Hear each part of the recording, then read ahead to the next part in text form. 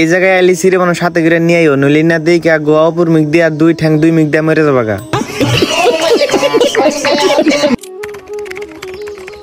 Hello guys, কেমন আছেন? আশা করি ভালো আছেন। আমি সান্দুল্লাহ পরে বললাম ছোট্ট একটা মিনি ব্লগ নিয়ে। হঠাৎ করে ব্যাগ স্যাক নিয়ে আমি কোন জায়গায় গেতাছি? আমি গেতাছি গোয়ালপাড়া কি একটা কারণে, আর কি কারণে গেতাছি তাও জানতে পারবা। এখন যাম আমি ঘাটপাড়ে তো এটা যাম না, তাই আর কি ভাঙাচুরা একটা হেলিকপ্টার ভাড়া করলাম। তাও একবারে বিনা পয়সায় একটাও লাগে নাই। আর এখন কিন্তু আমি ঘাটপাড়ায় পড়ছি, আর হেলিকপ্টারটা কিন্তু পুরা চলে 1 ঘন্টা 30 মিনিট 5 সেকেন্ড লাগছে নাইতে। রাস্তা কিন্তু কত ছোট না, রাস্তা কিন্তু অনেক বড় আসলো, মাত্র 1 কিলোমিটার হবো। আহেরা বেশি দেরি করি না, ডাইরেক্ট বটবুড়ি নায়ের মধ্যে চড়ছি। চড়ার লগে লগে নাও ছেড়ে দিছে, ফটফট করতে গেতাছে। টানা 2 ঘন্টা পর থেকে আর বাদে কিন্তু আমরা গোয়ালপাড়া কাছারি গাড়ায় পাইছি। গোয়ালপাড়া কাছারি গাড়ায় আগে অনেক মানুষ থাকতো, বর্তমানে হেবা মানুষ থাকে না। কাছারি গাড়ি নামার বাদে সেম কাহিনী। এনে একটা হেলিকপ্টার ভাড়া করলাম, এটা কিন্তু পুরান না, এটা পুরা নতুন। আর নতুন হিসাবে আমি 20 টাকা ভাড়া করছি।